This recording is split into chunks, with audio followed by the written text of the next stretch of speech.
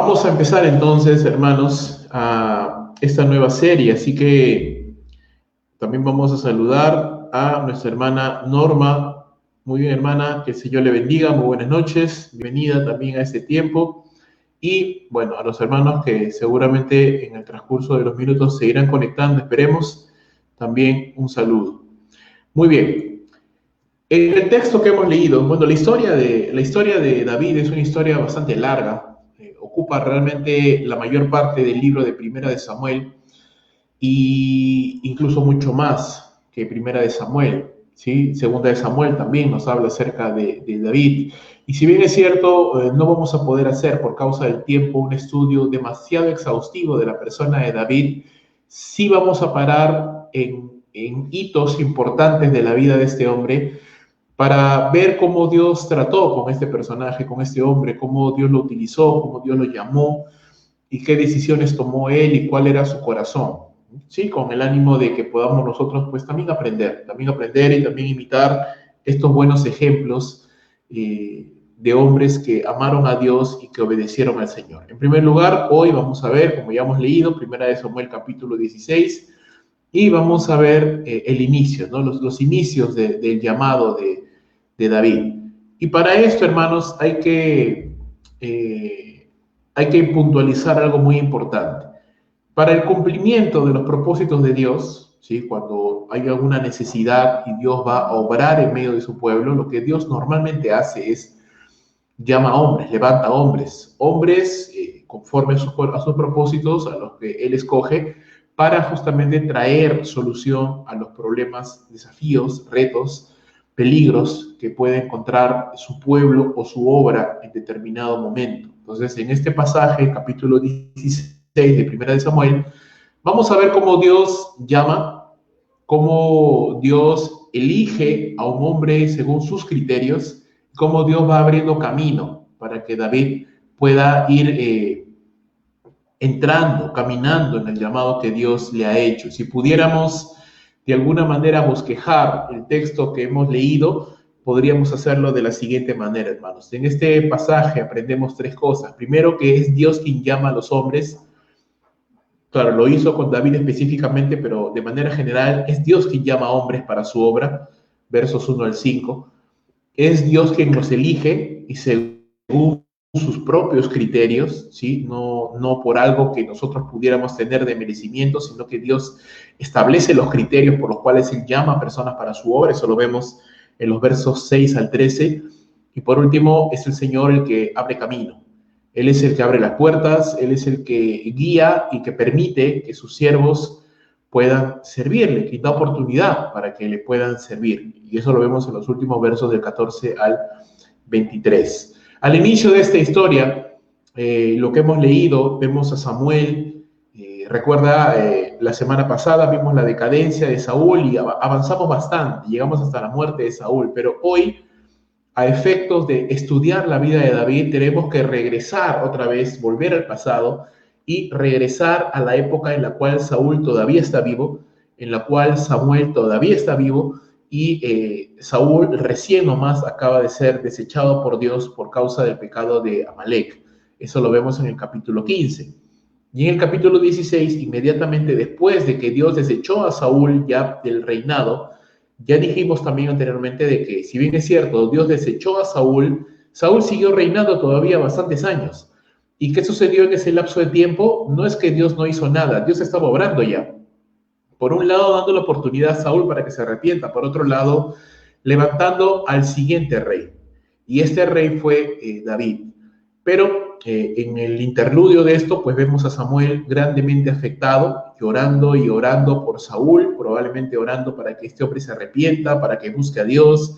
Y Dios, pues, diciéndole a Samuel que ya no llore más, que ya no lo llore más, sino que se preocupe ahora por ir a buscar al nuevo hombre que Dios ha levantado para ser el siguiente rey de Israel. Y algo que entendemos ahí entonces es, hermanos, que si bien es cierto, los hombres fallamos, en este caso específico, un hombre como Saúl falló, no llegó a ser todo lo que Dios quería que sea, y eso ya lo vimos en las semanas anteriores, como Saúl tenía todo para llegar a a alcanzar el éxito según la voluntad de Dios. Sin embargo, no lo logró. Y a pesar de que este hombre falló, hermano, la obra de Dios continúa. El pueblo de Israel no podía ser destruido ni detenido solamente porque Saúl falló. Y es igual con la iglesia. El hecho de que un hombre caiga, un hombre se desvíe o un hombre de pronto deje de hacer lo que Dios le había mandado que haga, no significa que la obra se va a detener. La obra tiene que continuar. Y en este caso del pueblo de Israel era igual. El pueblo de Israel tenía que continuar, tenía que seguir avanzando, y es que entonces cuando Samuel tiene que levantarse, ya dejar esa actitud y seguir adelante y ungir al nuevo rey de Israel. El fracaso de un hombre, hermanos, no solamente no detiene la obra de Dios, sino también no tiene por qué detener nuestro ministerio. Hasta cierto punto entendemos a Samuel, porque Samuel conocía a Saúl, de alguna manera fue su mentor los primeros años, y seguramente, estoy más que seguro que tomó cariño, ¿verdad? Tomó cariño a Saúl, lo estimaba, lo amaba como el rey, el primer rey de Israel, y por lo que examinamos en la palabra de Dios, fue muy chocante para Samuel el ver cómo Saúl cayó y fue desechado.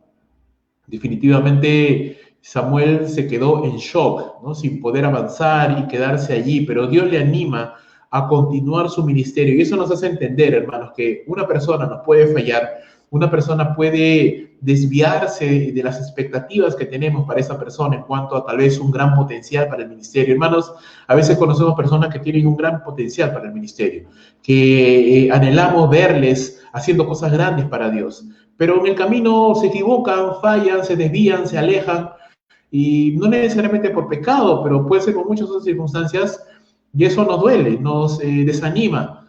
No vemos la respuesta que quisiéramos y eso desanima, pero el testimonio de Dios hablándole a Samuel y diciéndole: Samuel, deja de llorar ya por Saúl, levántate y sigue adelante, porque la obra continúa y el ministerio continúa. Entonces Samuel tuvo que entender que a pesar de que Saúl había fallado, pues él tenía que seguir todavía, porque donde un Saúl falló, pues habrá algún David que no falle. Habrá otros que se levanten. Hermanos, ya lo hemos dicho muchas veces, nadie es indispensable en la obra. Si no estamos dispuestos a servir, si no estamos dispuestos a poner de nuestras manos para que la obra avance, pues no hay problema, hermanos. La obra en la iglesia no se va a detener y el ministerio tampoco se va a detener. Dios levantará a otros, porque donde hay algunos que no quieren servir a Dios, se levantarán otros que sí quieren servirle. Donde habrán algunos Saúles que fallen al Señor, pues habrán otros Davids que sí quieran obedecer al Señor.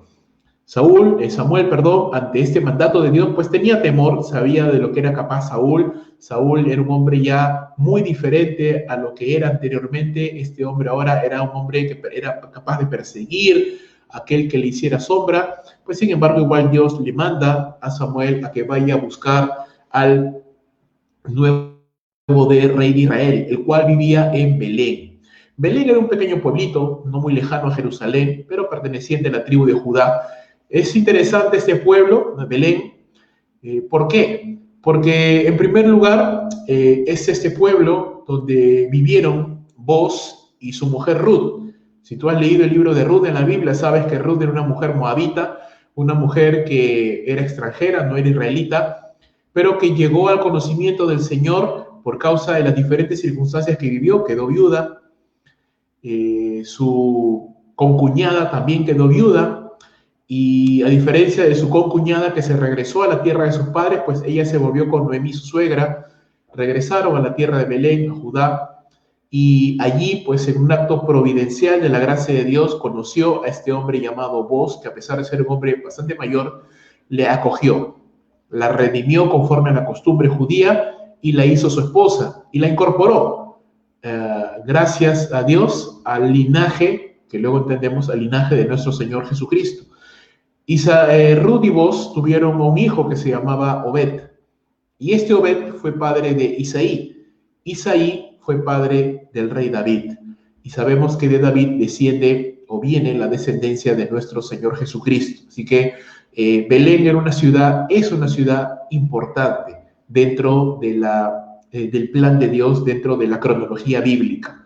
Ahora, al llegar Samuel a la ciudad de Belén, pues llama a Isaí, llama a sus hijos, llama a toda la familia, convoca a toda la familia, a todos los ancianos de la ciudad, para celebrar un sacrificio al Señor. Este sacrificio era una ofrenda de paz voluntaria, que es diferente de la ofrenda por el pecado, porque cuando se ofrece un animal por pecado, todo el animal tiene que consumirse en el fuego, no se puede comer nada. Pero cuando es una ofrenda voluntaria, un sacrificio de paz, entonces parte del animal se ofrece en el fuego y parte, las personas que lo ofrecen, lo pueden comer en una reunión especial. Así que esta era una reunión especial. Samuel no era cualquier persona, Samuel era el gran profeta de Dios, el último juez de Israel. Así que este hombre llega a Belén, llama a la familia de Isaí, Isaí llama a todos sus hijos, bueno, a casi todos sus hijos, y celebran, y están a punto de celebrar una reunión muy importante. Y antes de pasar a un siguiente punto, no podemos dejar de notar el simbolismo tan fuerte que hay, ¿no? En esta ceremonia de consagración, donde David va a ser consagrado como el nuevo rey de Israel, hay derramamiento de sangre de un ser inocente, de un animal en este caso, quien entrega su vida para poder permitir, de alguna manera, propiciar la consagración, el ungimiento de David. Así que hay un simbolismo fuerte ahí de sacrificio que apunta a nuestro Señor Jesucristo, que hace posible que hombres pecadores puedan servirle, que hombres pecadores, hermanos, como nosotros, como ellos en su tiempo, podamos servirle al Señor, solamente por la gracia de Dios, por la sangre del Cordero. ¿Qué hablamos y qué pensamos cuando llegamos a este punto? Pensamos, hermanos, que el llamado de Dios implica varias cosas. El llamado de Dios implica una necesidad, y la necesidad era que el pueblo de Israel se había quedado sin un rey aprobado por Dios. Tenían un rey todavía, pero ese rey ya no contaba con la bendición de Dios. Así que al no contar con la bendición de Dios, prácticamente Saúl estaba desprotegido, y como lo vamos a ver posteriormente, estaba desprotegido, estaba a merced de Satanás, y el pueblo también. La necesidad era que el pueblo requería a un hombre guiado por Dios, requería una cabeza, un rey piadoso. ¿Y qué hace Dios ante esta necesidad de su pueblo? Pues Dios obra levantando a un hombre. En este caso, a David, hijo de Isaí, a un hombre al cual él llama, a un hombre que debe de ser consagrado, debe de separarse para dedicarse a Dios. Vamos a ver que hasta este momento David era un pastor de ovejas, pero después de este asunto, pues David deja eventualmente en algún momento, deja de pastorear ovejas para dedicarse a lo que Dios le está llamando. Requiere también este concepto espiritual de derramamiento de sangre que nos habilita para poder participar del ministerio santo. Entonces hay varios conceptos importantes aquí, y pienso yo, todos se resumen de una manera muy buena en este salmo que quiero presentarte, el Salmo 78, del verso 70 al verso 72, cuando David mismo reflexiona y dice: eligió a David su siervo y lo tomó de las majadas de las ovejas, detrás de las paridas lo trajo, ¿no? Es lo que David era, ¿no? Dios lo sacó de ese lugar con un propósito. ¿Cuál fue el propósito del llamado de Dios? Porque Dios siempre nos llama con un propósito, para que apacentara a Jacob su pueblo y a Israel su heredad. Ese es el propósito. Dios nos llama para un propósito. Y tenemos que hacerlo, tenemos que responder a ese llamado. Eso es lo que se espera del hombre, que responda al llamado de Dios, que obedezca. Ya hemos visto que Saúl respondió negativamente, no cumplió las demandas de Dios y por eso falló. Y vemos aquí que David sí respondió positivamente, a pesar de sus altos y bajos, como todos, de su imperfección, de su debilidad, de su fragilidad. David, en líneas generales, respondió positivamente, porque este salmo nos dice que efectivamente David pastoreó al pueblo de Dios conforme a la integridad de su corazón, los pastoreó con la pericia de sus manos. Y es interesante este concepto de moral, de integridad, de vida espiritual que necesitaba el rey de Israel, por esto es que Saúl falló, y también la habilidad, la experticia, el conocimiento que David también adquirió a lo largo de los años, que eso posteriormente lo vamos a ir reflexionando también. Otros pasajes que quiero mostrarte en las Escrituras acerca, o que nos hablan acerca del llamado de Dios, es, por ejemplo, este de Jeremías capítulo 1, versículos 4 al 8, donde se nos dice: vino a mí palabra de Jehová diciendo, antes de que te formase en el vientre te conocí, y antes de que naciese te santifiqué, te di por profeta a las naciones. Y yo dije, Señor Jehová, he aquí, no sé hablar porque soy niño. Y me dijo Jehová, no digas soy un niño, porque a todo lo que te envíe irás tú y dirás todo lo que te mande. No tengas temor delante de ellos, porque estoy contigo para librarte, dice Jehová. Entonces, en este pasaje, aunque no habla de David, habla de Jeremías, vemos también los mismos conceptos intrínsecos. Es Dios llamando a las personas, Dios llamando a hombres, en este caso incluso antes del nacimiento, de la concepción de Jeremías en el vientre de su madre, en el conocimiento anticipado de Dios, en su presencia. Dios ya lo había escogido para que pudiera servirle con un propósito determinado. Entonces el llamado, hermanos, cuando meditamos y pensamos en el llamado de Dios, pensamos en algo bastante serio, estamos en algo planificado por Dios. A veces nosotros actuamos de manera reactiva, es decir, vino un problema y recién en ese momento pensamos cómo poder solucionarlo, pero Dios ya tiene todo planificado en su conocimiento anticipado. Él ya lo ha planeado, Él ya nos ha escogido, Él ya nos ha llamado en cierto sentido y, por supuesto, nosotros tenemos que responder ese llamado, pero para Dios no es nada nuevo. Esto Él ya lo ha planeado.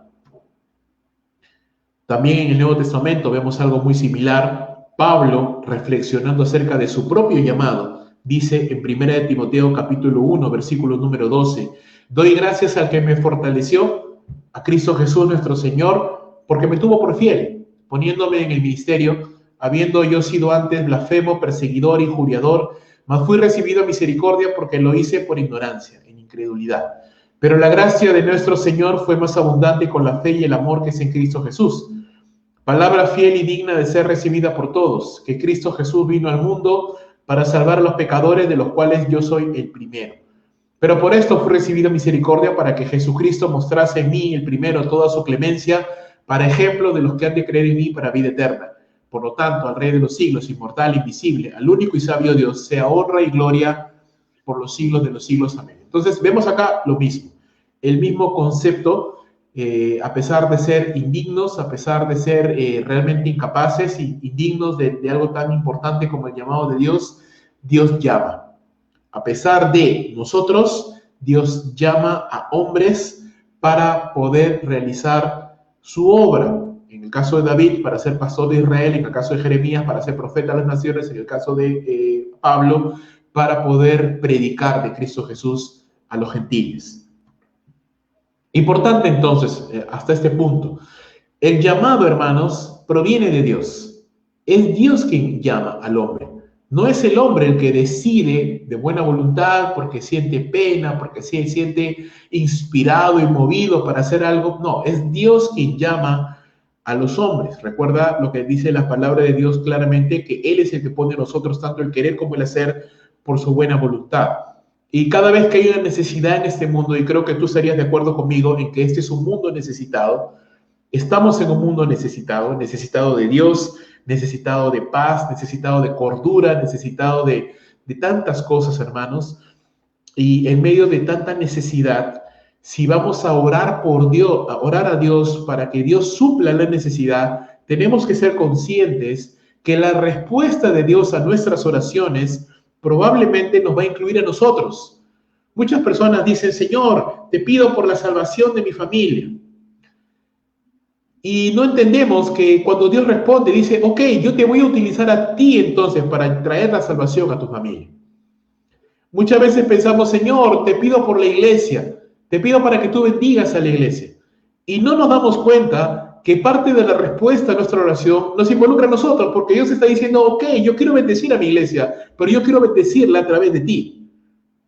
Señor, yo te pido por mi país, para que la gente conozca el Evangelio.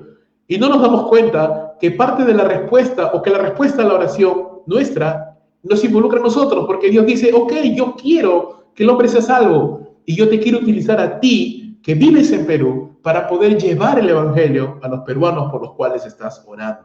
Entonces, hermanos, el llamado, si bien es cierto, es de Dios, involucra a hombres que Dios llama para satisfacer las necesidades de su pueblo. Entonces, cada vez que pensamos en una necesidad, si algo nos carga, algo nos preocupa, algo nos angustia, no en un sentido malo de la palabra, sino en el sentido que sentimos pena, sentimos dolor, sentimos carga por ver Digo, me cargan ver tantos niños desamparados, me cargan ver tantas mujeres maltratadas, me cargan ver tantas familias destruidas, me carga ver mi país destruido por la corrupción, me carga ver tantas iglesias que no predican la sana doctrina.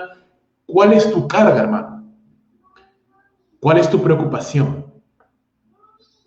Si tú me dices, no, mi preocupación solamente es tener dinero, pues déjame decirte entonces que estás viviendo una vida muy por debajo de lo que Dios llama al creyente. Tenemos que tener aspiraciones más grandes que solamente preocuparnos por qué vamos a comer o qué vamos a vestir, porque eso buscan los gentiles. Pero los creyentes debiéramos buscar otras cosas. ¿Qué te carga, hermano? ¿Qué te preocupa? ¿Qué te angustia? ¿Qué carga tu corazón? ¿Qué te hace despertarte en la mañana? ¿En qué piensas? Si hay una necesidad, si hay un clamor, si estás orando por alguien o por algo, ten en cuenta que la respuesta de Dios a esa oración te involucra a ti. Porque cuando Dios va a hacer algo, siempre usa personas y siempre usa hombres y mujeres dispuestos justamente para poder ponerse delante de esta necesidad. Seguimos en el relato, versículo número 6. Efectivamente, Isaí, al llamado de Samuel, fue con sus hijos, con 7 de sus 8 hijos, y dice la escritura algo muy interesante, y lo leemos. Y aconteció que cuando ellos vinieron, Samuel, vio a Eliab y dijo, de cierto delante de Jehová estás ungido. Y Jehová respondió a Samuel y le dijo, no mires, ahí lo he resaltado, no mires a su parecer ni a lo grande de su estatura, porque yo lo desecho. Porque Jehová no mira lo que mira el hombre, pues el hombre mira lo que está delante de sus ojos, pero Jehová mira el corazón. Es algo muy interesante porque, bueno, Samuel era un hombre de Dios, nadie lo puede dudar, nadie puede poner en tela de juicio eso, la espiritualidad de este hombre, era un hombre de Dios, pero era un hombre al fin y al cabo, un hombre que se puede equivocar, como cualquiera de nosotros nos podemos equivocar, que podemos tener percepciones equivocadas. Y efectivamente así fue. Cuando el primer hijo, el hijo mayor de Isaí, vino delante de Samuel, pues Samuel se impresionó. Samuel vio a un joven fuerte, alto, corpulento, de apariencia pues agradable, muy parecido seguramente a Saúl, que decían que era alto y hermoso, más alto que todo el pueblo. Y Samuel se dejó llevar por esa primera impresión y dijo, pues aquí está el hombre que Dios ha escogido. Inmediatamente Dios le habló y le dijo, no mires a su parecer, no mires que es alto, no mires que se expresa bien, no mires que es carismático, no mires sus atributos físicos, porque yo lo desecho, dice Dios. Porque Jehová no mira lo que mira el hombre mira las apariencias, más Jehová mira el corazón. Ahora con esto, Dios no está haciendo un juicio de valor de Isaí, de Eliab, perdón, del hijo mayor de Isaí. No está diciendo que lo rechaza porque era un hombre perverso, malvado. No se nos dice eso en la Biblia. Nada en las escrituras nos haría pensar de que Eliab era un hombre perverso, malvado, o sus otros hermanos. No, simplemente que no era el hombre que Dios había escogido. ¿Por qué? Porque así como Dios quiere utilizar, te lo dije en un momento, cuando nosotros oramos por una necesidad o vemos una necesidad y Dios va a obrar para satisfacer esa necesidad, Dios lo hace por medio de hombres, pero no cualquier hombre, ojo, no cualquier hombre. Por supuesto, quedan descartados aquellos que son incrédulos, aunque Dios en su soberanía puede en algún momento utilizar personajes incrédulos para solucionar algún problema, como lo ha hecho con Ciro, por ejemplo, rey de Persia, y con otros más. Pues sí, puede hacerlo en algún momento determinado, pero si vamos a hablar acerca de su pueblo, de su obra, de la iglesia, entonces siempre vamos a pensar en personas que conocen al Señor, que son creyentes, y aún así, dentro del universo de personas que conocen al Señor, que conocemos al Señor, pues Dios no utiliza a todos. Hay algo muy importante que Dios toma como un criterio, aparte de sus propios y soberanos propósitos, y es el corazón. Aquí dice, Jehová mira el corazón.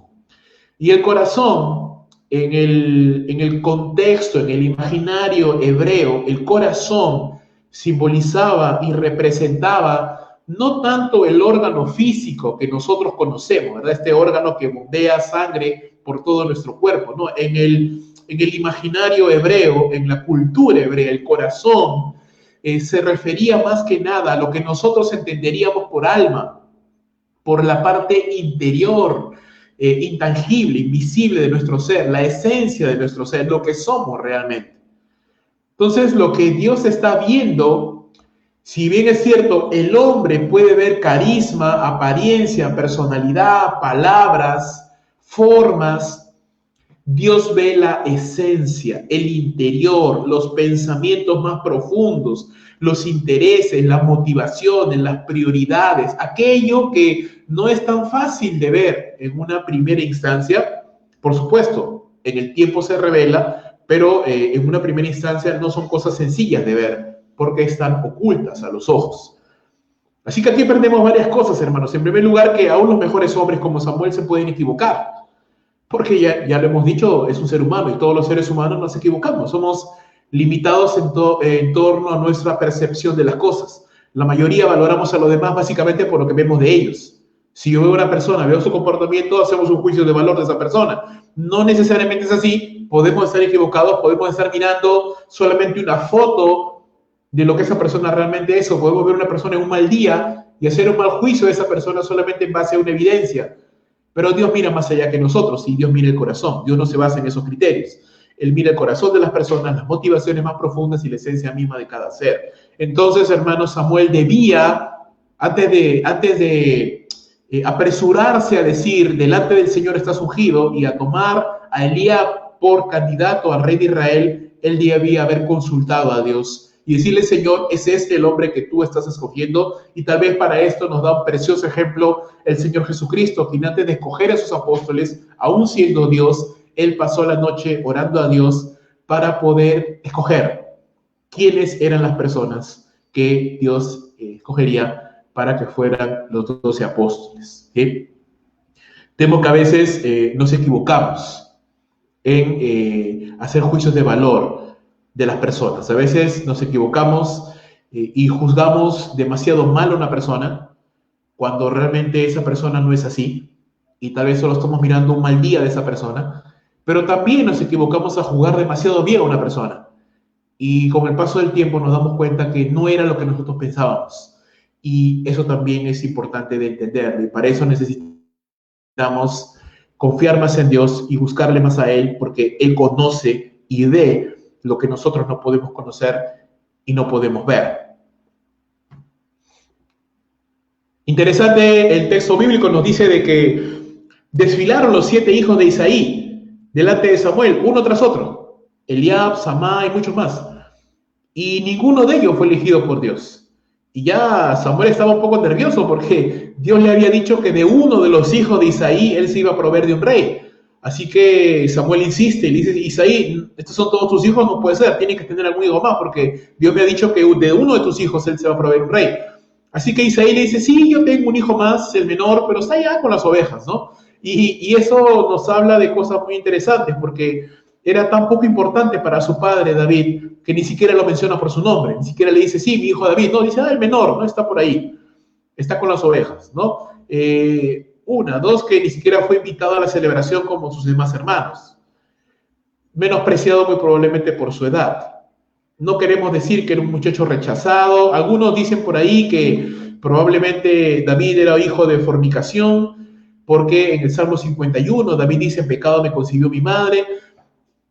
Hermanos, son especulaciones. No podemos asegurarlo. Muchos dicen que sí, era así, que David nació de fornicación, por eso que dice en Salmo 51, en pecado me concibió mi madre, y por eso que el hijo, Isaí, el padre de David, pues no lo respetaba, no lo quería, pero creo que esa no es la idea, porque se nos dice claramente que el Mesías vendría de la raíz de Isaí, ¿no? Del linaje de Isaí, así que David era hijo genético de Isaí, por un lado. Por el otro lado, no podemos especular cosas que la Biblia no dice, así que solamente lo menciono como una curiosidad, pero creo que más que nada el punto por el cual era un poco menospreciado David era por su edad.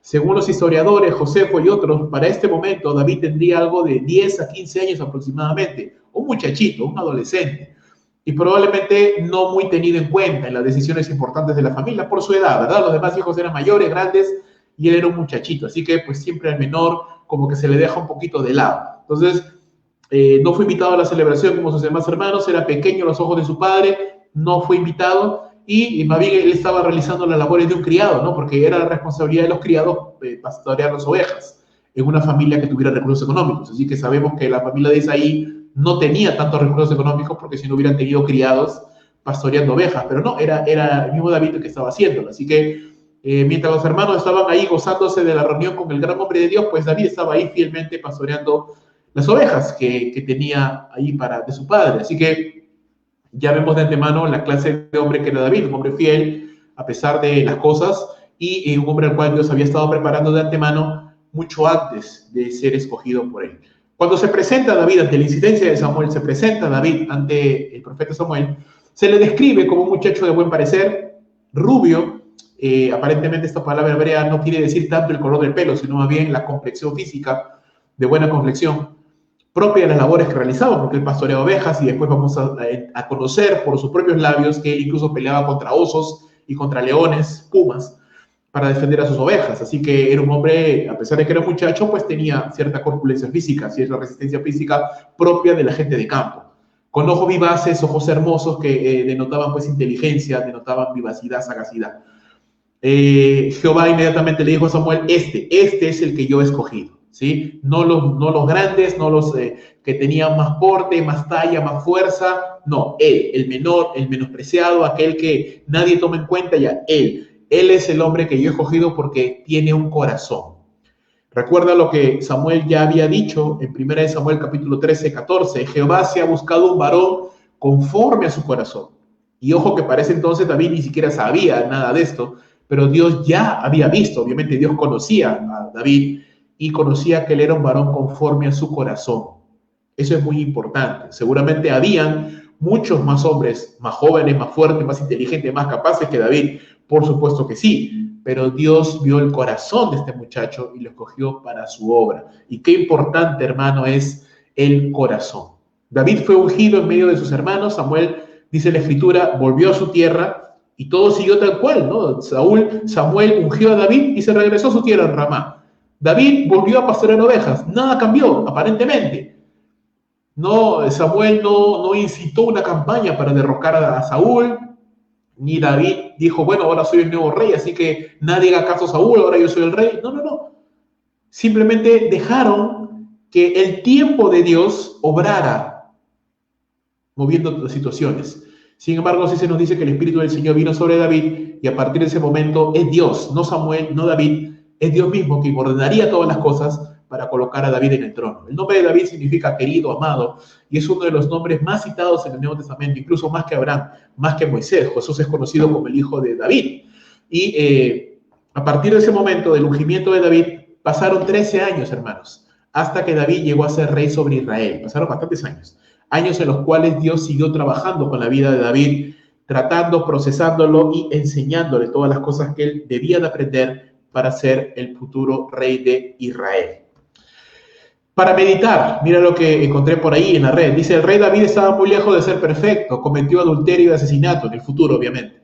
Pero Dios vio en David a un hombre de fe profunda y verdadera, que estaba totalmente comprometido con el Señor. Dios vio a un hombre que dependería del Señor para tener fortaleza y dirección. Dios vio a un hombre que reconocería su pecado y su fracaso y que se arrepentiría y pediría perdón, a diferencia de Saúl. Dios vio en David a un hombre que amaba a su Señor, un hombre que adoraba a su Señor con todo su ser, un hombre que había experimentado la limpieza y el perdón de Dios y había llegado a comprender las profundidades de su amor para con él. Dios vio a un hombre que tenía una relación sincera y personal con su Creador. Cuando Dios miró el corazón de David, vio a un hombre conforme a su propio corazón. Y eso lo hemos tomado de una página, Ministerial God Question. Muy interesante, muy bonito para meditar. Quería compartírselos porque, ¿qué aprendemos, hermanos? El corazón es importante. ¿Sí? Vuelvo a repetir, cuando hay una necesidad, Dios va a satisfacer esa necesidad por medio de hombres, pero no cualquier hombre. Hombres y mujeres que tengan corazón, que tengan realmente un corazón para Dios, que amen a Dios. Muchas personas, hermanos, anhelan el ministerio, anhelan el liderazgo, porque quieren posición, quieren título, quieren autoridad sobre las personas, les gusta el poder, les gusta la autoridad, porque quieren un sustento económico, por muchas razones, por revancha, por competencia, por revanchismo personal, porque no tienen otra cosa mejor que hacer, por costumbre, por muchas razones, las personas pueden desear liderazgo, desear ministerio. Pero la única razón valedera por la cual Dios va a utilizar realmente a hombres en el ministerio es cuando esas personas tienen un corazón para Dios. Hermanos, déjame decirte algo con mucha sinceridad. Líderes hay un montón, ministerios hay un montón, iglesias hay un montón, pero no todas tienen la bendición de Dios, no todos cuentan con el respaldo de Dios, no todos realmente han sido llamados verdaderamente por Dios. ¿Cómo diferenciamos? ¿Cómo pudiéramos discriminar? ¿Cómo pudiéramos asegurarnos de esto? Cuando nos preocupamos de nosotros mismos, ¿verdad? De tener un corazón para Dios, un corazón que realmente ama al Señor, busca al Señor y quiere hacer su voluntad. Y por último, vamos a ver los últimos pasajes, versos 14 al 23 del capítulo 16 de Primera de Samuel, y se nos dice que el espíritu del Señor se apartó de Saúl y a partir de ese momento le atormentaba un espíritu malo de parte de Jehová.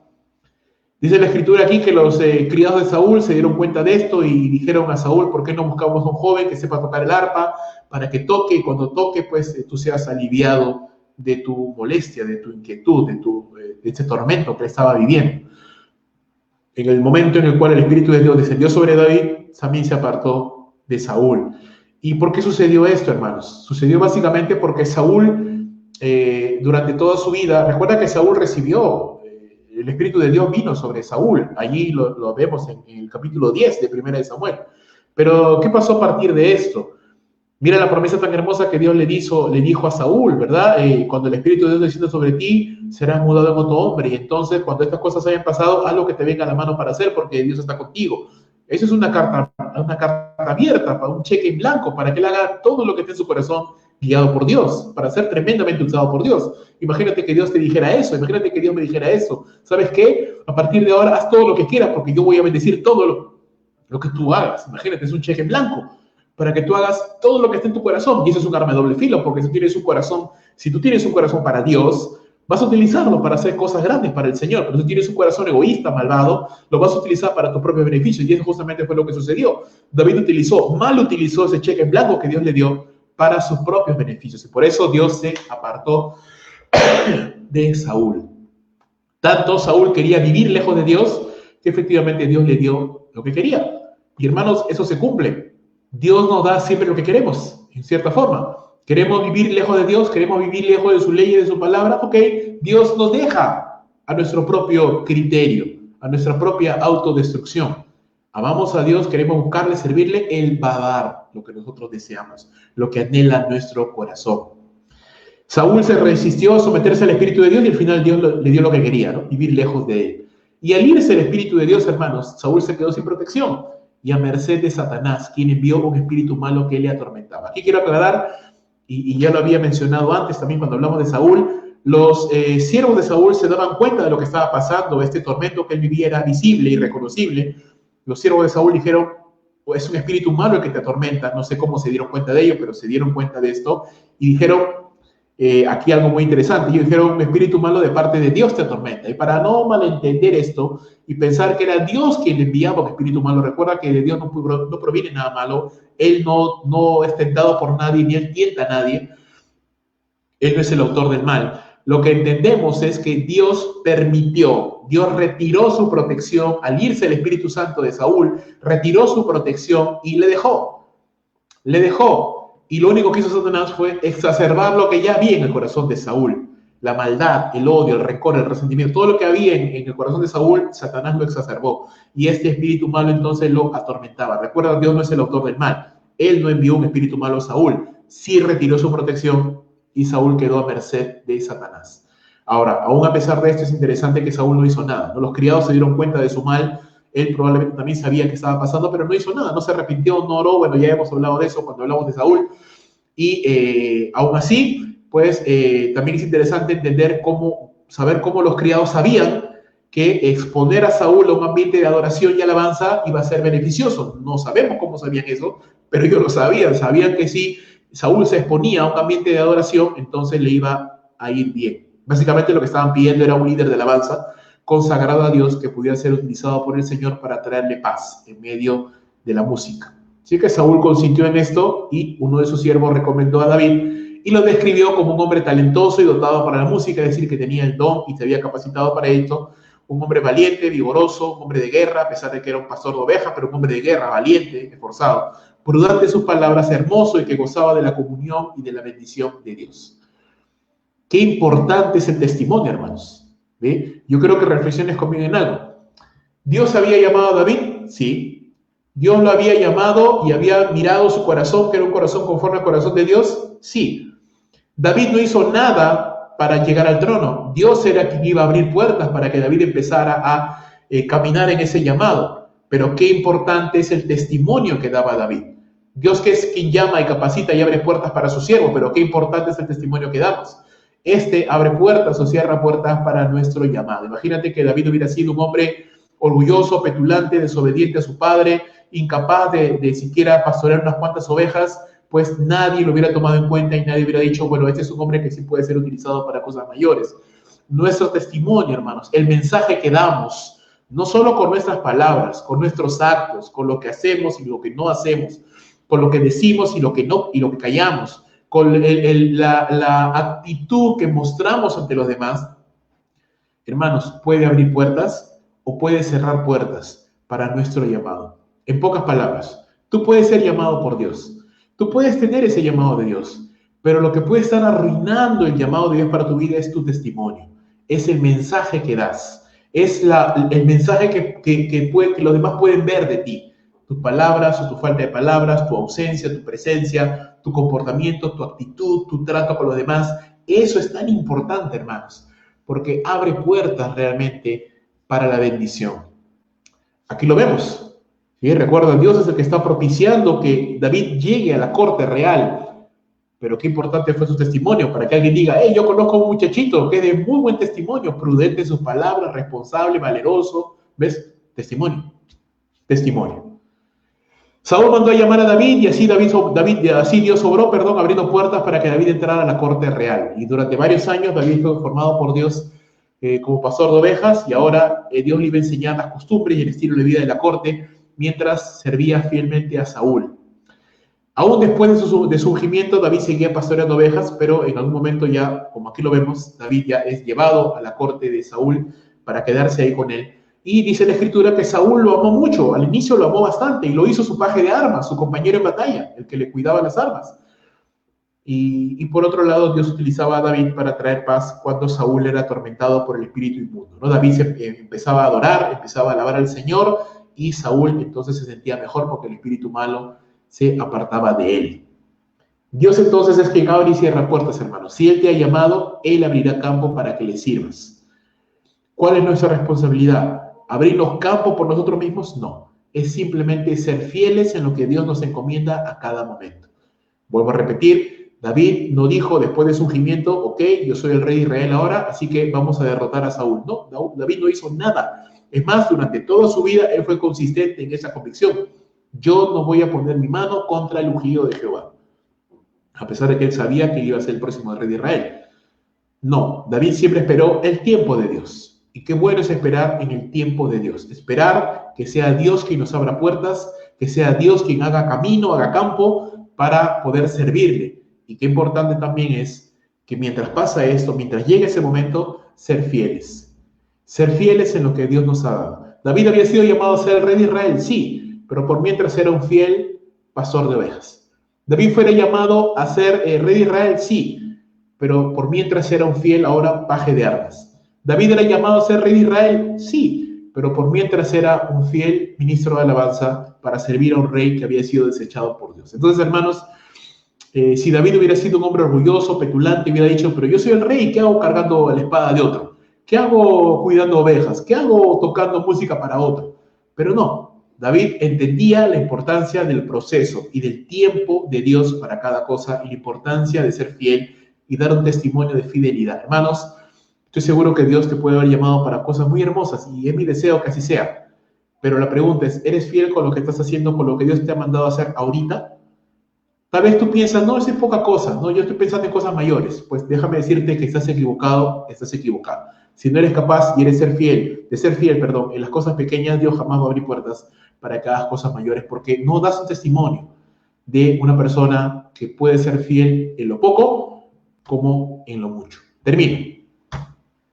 ¿Qué Dios quiere que sepamos y que hagamos? Si estás sirviendo a Dios, hermano, mi hermana, valora lo que estás haciendo, porque ese llamado proviene de Dios. Él te ha llamado y Él te está utilizando. Y qué bueno que es así. Sé fiel, honra a Dios, glorifícale. Si anhelas servirle más y mejor, tal vez estás anhelando un ministerio a tiempo completo, tal vez estás anhelando ser algún día pastor, misionero, evangelista, tal vez algún día estás anhelando hacer cosas mayores para el Señor, aunque no me gusta usar tanto esa palabra. Esfuérzate en hacer lo que estás haciendo ahorita. No lo tomes en poco y esfuérzate, porque el llamado de Dios es sagrado. Agradécele a Dios, porque al final Él llama a los que Él quiere. Y si Él ha querido llamarte, pues dichoso eres, mi hermano o mi hermana. Procura desarrollar un corazón adecuado para servir al Señor. Corazón es lo más importante para un líder. Hermano, sí, es importante prepararse. Siempre me vas a escuchar a mí decir eso. Mientras más preparado estés, mejor le vas a servir al Señor. Es importante prepararse bíblicamente, académicamente, por supuesto que sí. Pero más importante que eso es el corazón. ¿Por qué deseas servir al Señor? ¿Por qué? ¿Cuál es tu deseo último? ¿Cuál es tu motivación más grande? ¿Por qué deseas hacerlo? ¿Por la gloria de Él? ¿Para su alabanza? ¿Para que todos digan de ti qué buen hombre eres, qué buen cristiano, qué buen cristiana eres? ¿Para gloria tuya, para alabanza tuya, porque no sabes hacer otra cosa, porque quieres dinero, porque piensas que es más fácil esto que trabajar en otra cosa, porque te gusta mandar, porque te gusta sentir poder, sentir que tienes el control? ¿Cuál es la motivación? Si estás claro que Dios te ha llamado, procura ser fiel en todo lo que el Señor permite a tu vida. Él abrirá puertas para que le sirva. Recuerda que Dios siempre hace campo en la obra para quien desea servirle de corazón y le busca. El liderazgo, hermanos, tiene un aspecto material, terrenal, pero también tiene un espiritual. Tenemos que prepararnos, tenemos que ser organizados, planificar, pero también tenemos que orar, también tenemos que ayunar, también tenemos que buscar a Dios. Un aspecto material y un aspecto también espiritual. Muy bien, hermanos, espero que haya sido de ayuda, haya sido de bendición, de ánimo para los que están conectados este pequeño tiempo de meditar en las Escrituras. Vamos a orar.